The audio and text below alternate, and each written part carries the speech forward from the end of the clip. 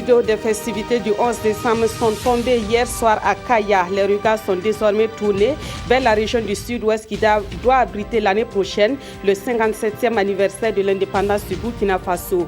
Le flambeau a été remis aux autorités et aux forces vives de cette région. Le ministère allemand chargé de la coopération soutient les pays africains pour l'atteinte de la sécurité alimentaire. À ce sujet, ils mettent en œuvre un projet dénommé Un monde sans faim. Dans le cadre de ce programme, 2 conventions ont été signées entre ce ministère et 2 organisations paysannes du Burkina. Dans l'actualité également, le festival Ciné Droit Libre bat son plein depuis le 10 décembre au Burkina Faso. Au programme, une trentaine de films dont Espoir Démocratie, un film qui retrace les événements qui ont marqué le Burkina Faso depuis l'insurrection de 2014. Il a été projeté en avant-première hier dimanche.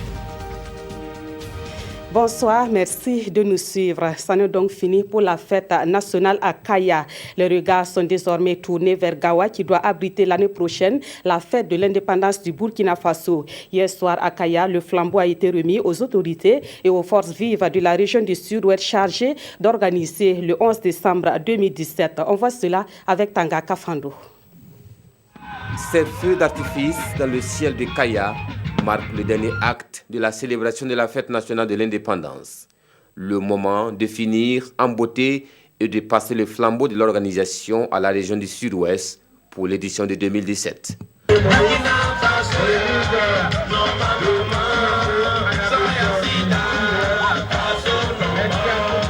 suis très fier aujourd'hui. Rendez-vous à Gawa pour 2017. C'est une tâche qui sera lourde. Mais toutes les filles et tous les fils de la région du Sud-Ouest sont mobilisés pour cela. Tous les Burkinabés vont nous accompagner avec en tête le chef de l'État. Donc nous ne doutons pas, nous savons que Gawa sera même peut-être mieux que toutes les 11 décembre qui sont organisées jusqu'à présent. Pour le comité national d'organisation, c'est le sentiment d'une mission accomplie, mais c'est également l'heure de faire le bilan afin de tirer des leçons pour parfaire les éditions prochaines. C'est vrai, nous avons eu des ratés. Mais globalement, c'est positif. En tout cas, on repart avec le sentiment d'avoir accompli de façon correcte la mission qui nous avait été confiée. Et vous voyez, la joie se lit sur le visage de tous. Gawa a pris le flambeau pour que l'année prochaine, le Sud-Ouest soit à l'honneur. La cérémonie a également été l'occasion de récompenser la meilleure production journalistique sur le thème du 11 décembre 2016, démocratie, défis sécuritaires et progrès économique et social. Et c'est partenariat Omar Ouedraogo des éditions Sidoya qui remporte le prix, composé d'une attestation et de la somme de 400 000 francs CFA. Avant de poursuivre, le présidium de la Fédération des associations islamiques du Burkina informe les fidèles musulmans et la communauté nationale que la fête du Maouloud aura lieu du 12 au 13 décembre 2016 sur toute l'étendue du territoire national. Le présidium du FAIB invite les frères et sœurs musulmans à se ressourcer dans la vie exemplaire du prophète Mahomet pour un monde de paix, de tolérance, de justice et de solidarité. Le 9 décembre dernier, des députés ont suivi une séance de sensibilisation sur les maladies transmissibles. Ces députés sont membres du réseau des parlementaires burkinabés en santé, population et développement. L'objectif était de les outiller sur la question afin qu'ils puissent adopter des lois en faveur de la lutte contre ces maladies. Daouda Ouattara et Yolande Lompo.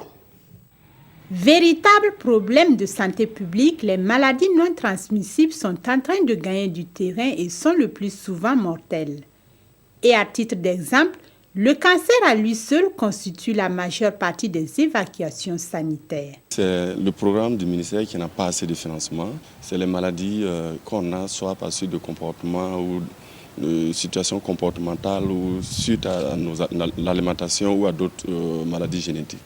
Donc, l'exemple, vous avez le diabète, vous avez les cancers, vous avez les maladies cardiovasculaires. C'est des maladies qui évoluent à long terme. C'est au bout de 20-30 ans généralement qu'on commence à sentir les conséquences, les complications. Et quand on a des tests pour prévenir, quand on peut empêcher que les gens en consomment, on peut commencer à lutter contre ces maladies. Pour pouvoir prendre un certain nombre d'engagements pour encadrer la lutte contre ces maladies, le réseau des parlementaires burkinabés en santé, population et développement s'imprègne ici sur la question. Le réseau des parlementaires burkinabés en santé, population et développement a pour objectif, entre autres, de constituer un cadre d'information et de sensibilisation des partenaires sur les problèmes socio-économiques liés à la population. Donc, au retour dans leurs circonscriptions respectives, ils pourront sensibiliser la population par rapport à ces maladies. Et le programme national de lutte contre ces maladies compte saisir cette opportunité pour mener un plaidoyer afin de changer la donne en faveur des populations. La mortalité maternelle est également un problème de santé contre lequel il faut encore intensifier la lutte. Le ministère de la Santé et ses partenaires en sont conscients et veulent passer par des ressources humaines qualifiées en vue de lutter efficacement contre la mortalité maternelle. Un film à usage pédagogique a été réalisé sur le sujet au profit des agents de santé. Dénommé aux frontières de la vie, il a été lancé le 8 décembre dernier. Nongba Kouda et Yolan Lompo. L'Institut de santé globale de l'Université de Genève et le ministère de la Santé se donnent la main pour lutter contre la mortalité maternelle. Aux frontières de la vie, c'est le titre du film qu'ils viennent de réaliser ensemble pour améliorer la qualité de l'enseignement au sein des écoles de formation des sages-femmes et de médecins. Ça permet à l'étudiant qui est en apprentissage de comprendre un peu les réalités de la vie, les réalités du métier qui l'attend et également de déjà se préparer à affronter cette vie. Et nous avons même suggéré que ce soit un outil de plaidoyer au niveau national afin que la population sache ce que les femmes vivent lors de la grossesse, de l'accouchement et même après l'accouchement dans le postpartum. Déjà expérimenté sous d'autres cieux, cet outil pédagogique retrace le parcours et le vécu des femmes enceintes jusqu'à l'accouchement. C'est une méthode qui a déjà été exploitée dans différents contextes, universitaires et au collège, chez nous comme ailleurs, et qui permet vraiment, par l'émotion que suscite l'image et le son, aux étudiants de fixer certaines notions sur le long terme et de s'approprier un contenu qui ne se souvient pas d'un film qu'il aurait déjà vu. En plus du film, l'Institut de santé globale de l'Université de Genève a consenti un montant de 4 millions pour l'achat d'équipements afin de faciliter le travail sur le terrain. Santé toujours, mais cette fois, nous parlons de la malnutrition. C'est une préoccupation pour plusieurs organisations non gouvernementales qui interviennent au Burkina Faso. Elles se sont retrouvées la semaine écoulée à Ouagadougou pour un partage d'expériences. La rencontre a été organisée par le réseau de la société civile pour la nutrition au Burkina Faso. Urbain Benito Somé, Dimitri Badini et Bouma Ernest Nebi. Le but de cet atelier est de présenter les résultats de recherche du réseau des sociétés civiles pour la nutrition aux acteurs de lutte contre la malnutrition.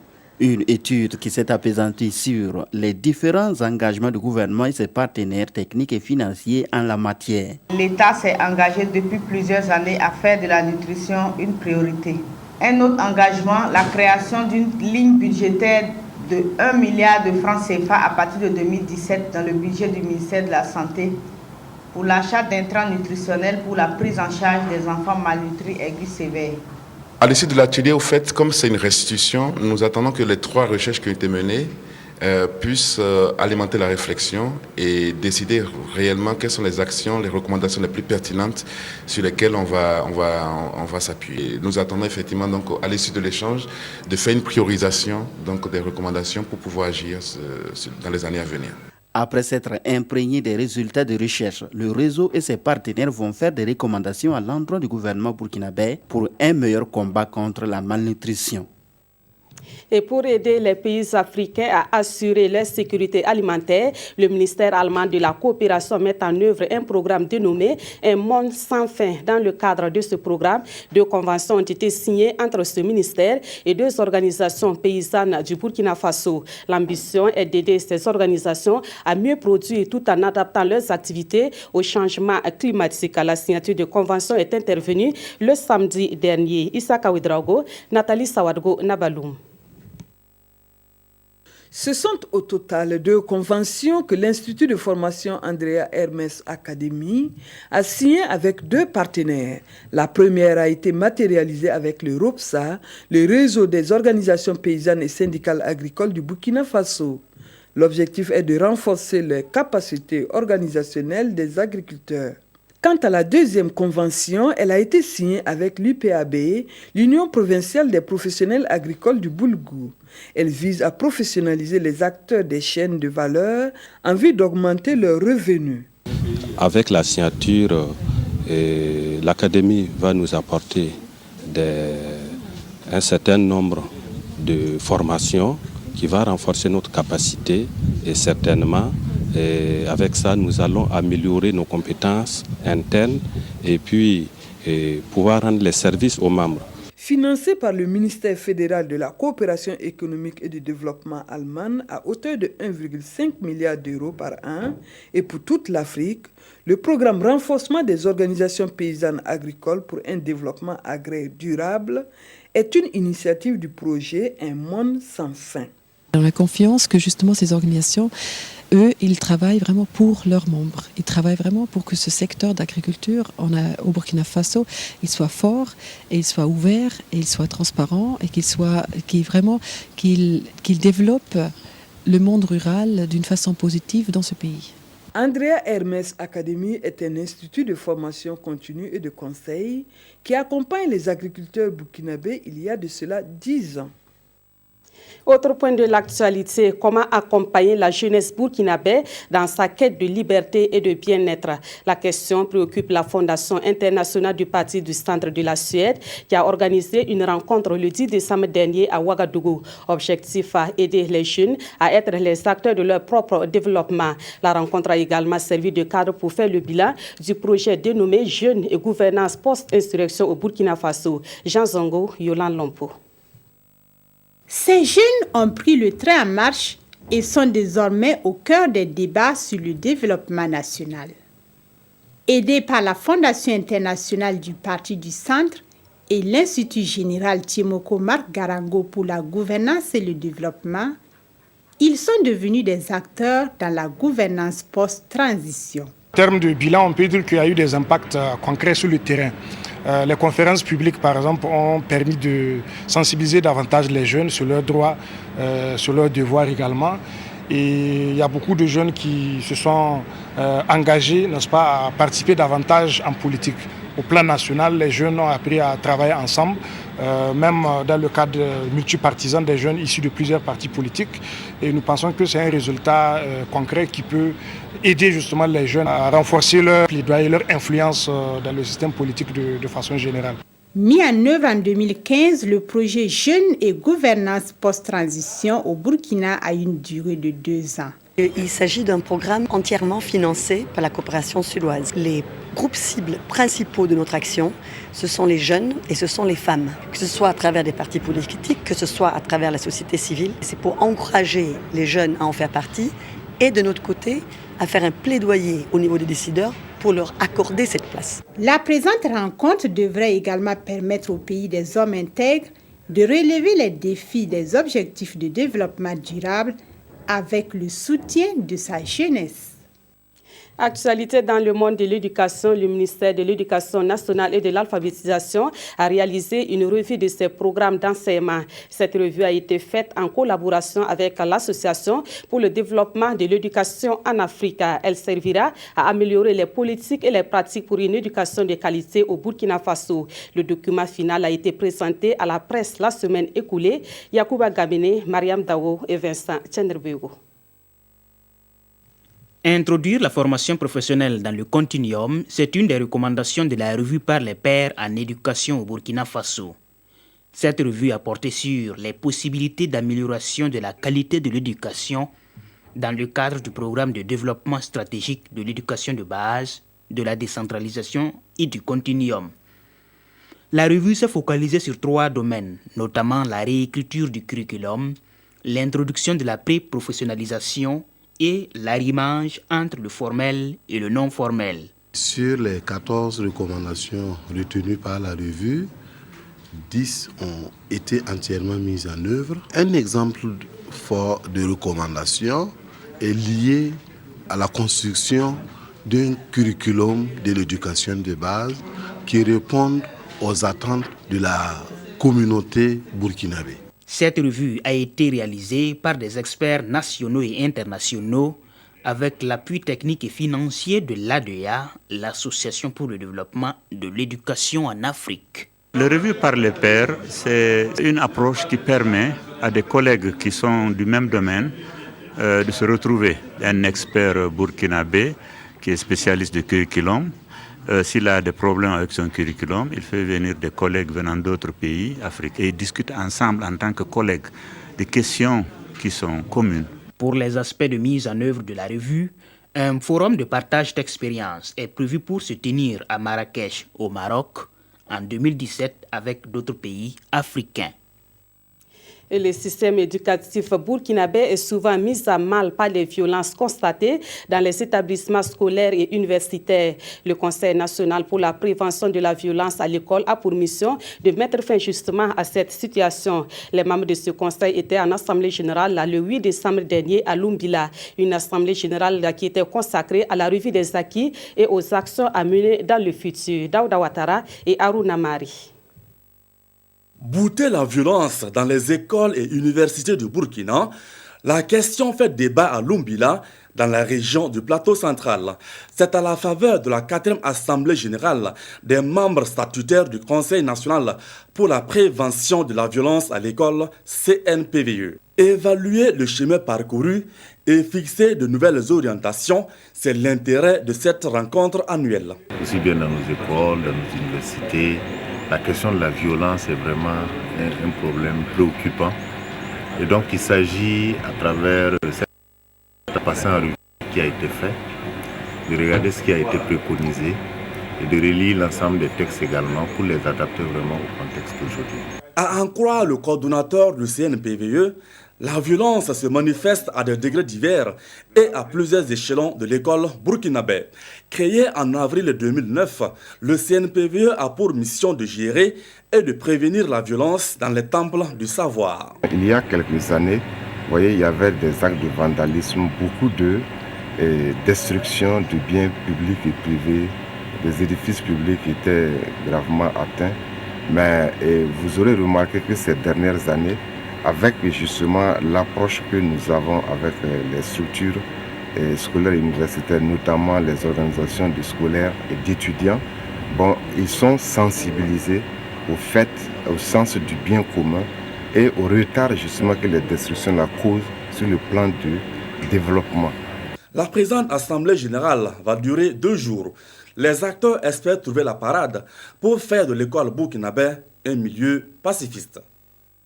Autre chose à présent, et nous allons à la découverte d'une entreprise dont la philosophie est « Rien ne se perd, tout se transforme ». Il s'agit de l'entreprise Kato qui intervient dans le domaine de l'agriculture. L'expertise de cette entreprise lui a valu plusieurs distinctions. La dernière, c'est le prix de l'innovation du président du Faso à la 11e édition du FERCITA. Roger Bebamba et Zali Sassanfo.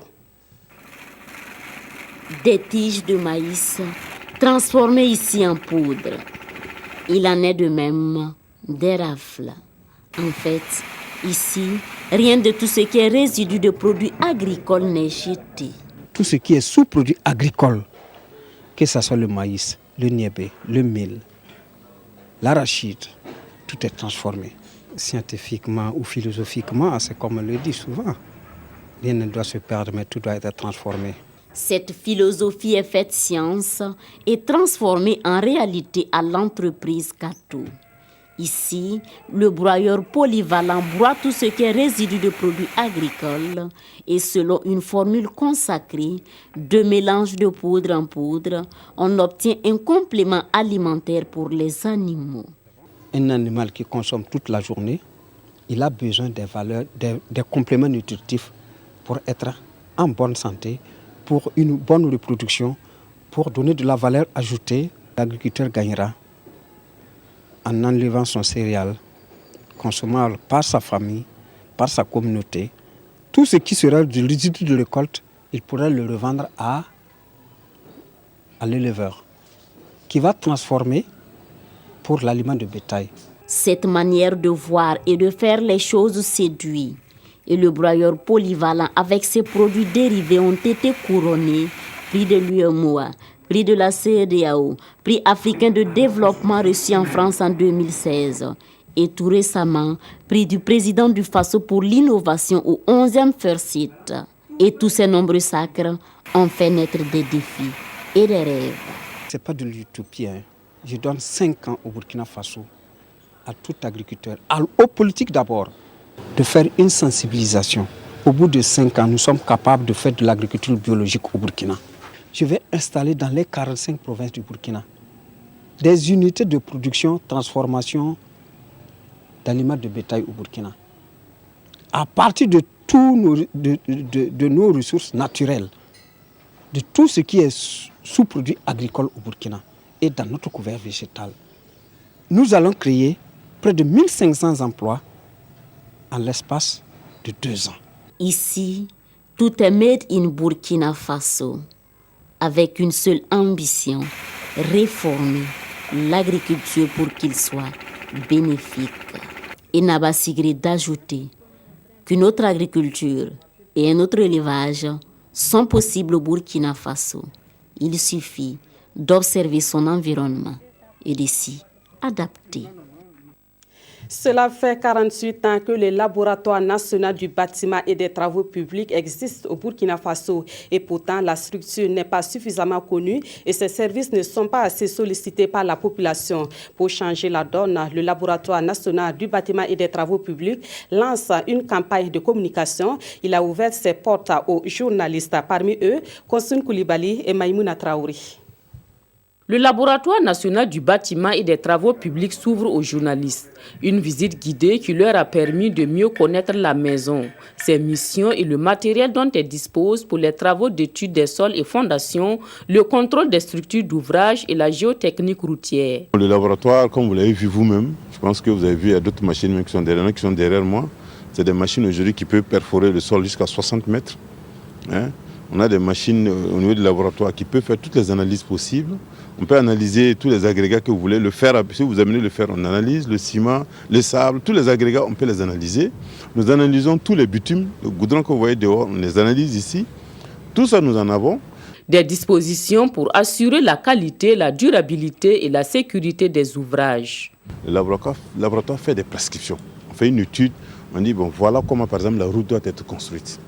Mais souvent, pour des raisons économiques, pour d'autres raisons, très souvent, la route n'est pas construite selon les normes que le laboratoire a édictées dans ses rapports. Vous voulez construire un bâtiment R+3, vous demandez une étude de sol de R+3. Quand le laboratoire fait le sondage, vous partez, vous construisez un bâtiment R+5. Évidemment, vous voyez que la stabilité du bâtiment est mise en cause. Normalement, quand on construit un bâtiment, ça doit durer au moins 50 ans. Malgré le monopole qu'il détient dans les essais en génie civil, le laboratoire national du bâtiment et des travaux publics est contraint à sous-traiter avec certaines entreprises. Mais le directeur général reste convaincu qu'avec le programme national routier et les sensibilisations des populations, le laboratoire sera beaucoup sollicité. C'est pourquoi il envisage créer des délégations régionales, consolider ses prestations classiques et moderniser ses capacités opérationnelles. La caricature burkinabé se porte bien à l'extérieur. La preuve, le burkinabé Amidou Zoetaba a remporté le prix du public au Festival de la caricature, de dessin de presse et de l'humour en France. Et à l'occasion du 56e anniversaire de l'indépendance du Burkina Faso, il a présenté une œuvre à travers laquelle il prône la paix, la réconciliation entre les Burkinabés. Son portrait avec Konsun Koulibaly, Zubaviel David Dabiri. Amidou Zoetaba continue son ascension dans l'univers des caricaturistes burkinabés au talent reconnu sur le plan international. À la 35e édition du Festival international de la caricature, du dessin de presse et d'humour, il a remporté le prix du public. C'est un prix décerné par le Conseil départemental de la Haute-Vienne en France. Une fierté pour la jeunesse, une fierté nationale en tant que patriote, en tant que caricaturiste qui aime son pays, en tant que quelqu'un aussi qui se bat pour que la caricature puisse être connue et reconnue par nos autorités et puis la population. Entre Amidou Zoetaba et la caricature, c'est 19 ans de carrière. À l'aide de son crayon, il représente des situations réelles ou imaginaires sous forme satirique. Croquer et toujours croquer, tel peut se résumer sa passion. Pour le 11 décembre 2016, l'artiste fait ici parler son œuvre. Le Burkina, c'est comme un gâteau et puis il y a la bougie. Donc derrière ça, il y a des feuilles qui s'envolent. Pour dire que ma vision que j'aimerais pour le Burkina, c'est d'abord qu'il y ait la paix, d'abord aussi paix et amour, et puis réconciliation. Hamidou Zoetaba travaille sur de nombreux projets pour la promotion de la caricature au Burkina. Il envisage la création d'un journal dédié à la caricature. Ce prix du public remporté à Limoges est le 3e prix international décroché par Hamidou Zoetaba. Et voilà, c'était un reportage signé Aruna Mari. Autre point de l'actualité, le festival Ciné Droit Libre bat son plein depuis le 10 décembre dernier au Burkina Faso. Ce festival est à sa 12e édition avec au programme une trentaine de films à projeter. Au nombre de ces films, Espoir Démocratie, un film qui retrace les événements qui ont marqué le Burkina Faso depuis l'insurrection de 2014. Il a été projeté en avant-première hier dimanche à Nongba Kouda et Vincent Tchenderbugo. Espoir Démocratie en exclusivité pour la presse. C'est l'un des films au programme de la 12e édition du festival Ciné Droit Libre. Un film documentaire à travers lequel les réalisateurs Gédéon Vink, Abdoulaye Diallo et Inoussa Kaboré montrent une étape importante de l'histoire du Burkina Faso. Il relate les 10 derniers jours du régime de Blaise Compaoré et nous fait revivre cette campagne présidentielle censée remettre le Burkina Faso sur les rails de la démocratie. Normalement, on prévoit effectivement dès l'année prochaine de pouvoir d'abord assurer une diffusion dans les festivals, parce qu'un film il est fait aussi pour être vu un peu partout dans les festivals qui comptent, mais aussi c'est un film qui parle au peuple burkinabé, donc il faut que le peuple aussi voit son œuvre. Espoir Démocratie met en exergue certains personnages post-insurrectionnels comme Michel Kafando, président de la transition. Il présente particulièrement 3 candidats à cette présidentielle, Rochmark Christian Kaboré, Zéphirin Diabré et Benewende Sankara. Maître Sankara, pour sa part, relève l'utilité de cette œuvre. Moi, je retiens que ça fait œuvre de pédagogie pour tous les cinéphiles, pour tous ceux qui auront la chance de voir ce film, et de savoir que la chose politique est avant tout une chose citoyenne. Il faut que les populations s'approprient, c'est-à-dire prendre en main en réalité leur destin. La réalisation de ce film a été effective avec l'appui de l'ambassade du Danemark. Il est sur les écrans durant la période du festival Ciné Droit Libre, un festival qui se déroule jusqu'au 17 décembre à l'Institut français de Ouagadougou. La Fondation pour l'étude, la promotion des droits de l'homme et du développement en Afrique a organisé une cérémonie d'hommage à Fidel Castro. Cette cérémonie a eu lieu le 10 décembre dernier, journée mondiale des droits de l'homme. L'initiative a été soutenue par l'Institut Nord-Sud pour l'éducation aux droits de l'homme et le ministère en charge des droits humains. Kosun Koulibaly, Dimitri Badini et Zoubaviel David Dabiri. Fidel Castro, fervent défenseur des droits humains, trop souvent incompris et qualifié à tort de dictateur. La conviction est défendue par Maître Alidou Ouedraogo lors de cette journée commémorative des droits humains. Pour le président de la Fondation pour l'étude et la promotion des droits de l'homme et du développement en Afrique, le révolutionnaire cubain a œuvré toute sa vie durant pour un monde plus juste et égalitaire. Cuba, Fidel Castro a su illustrer, malgré ce qu'on dit, la question des droits humains sur le plan de la santé, sur le plan de l'éducation nationale, sur le plan de la souveraineté, sur le plan de la dignité humaine. Je vais vous remercier le peuple de Burkina Faso pour rendre hommage au leader de la révolution cubaine qui nous a légué le conseil de révolution. Et pour illustrer l'engagement du leader Maximo, les participants à cette journée commémorative des droits humains ont pu suivre un film sur sa politique sociale et sanitaire. Un film qui a eu raison des préjugés sur le révolutionnaire. Vraiment, c'est un rappel pour nous tous. Et ce que nous avons vécu comme révolution, quand on dit révolution, ça nous fait droit au cœur. Parce qu'une révolution qui respecte les droits humains, c'est très important, à montrer aux gens d'avoir le courage de revendiquer leurs droits, de vivre en solidarité. Pour Maître Alidou Ouedraogo, le Cuba est resté longtemps sous embargo avec tout ce que cela comporte comme atteinte aux droits humains. Il est donc temps, confie-t-il, que le gouvernement burkinabé plaide pour une levée immédiate de ce blocus commercial. Et puis cette brève en actualité sportive et nous parlons du Ballon d'Or en France. Le Portugais Cristiano Ronaldo vient d'être sacré ce soir à Paris. C'est le 4e sac du joueur du Real Madrid après 2008, 2013 et 2014. Et cette année 2016, Cristiano Ronaldo a remporté la Champions League avec le Real Madrid et l'Euro avec le Portugal.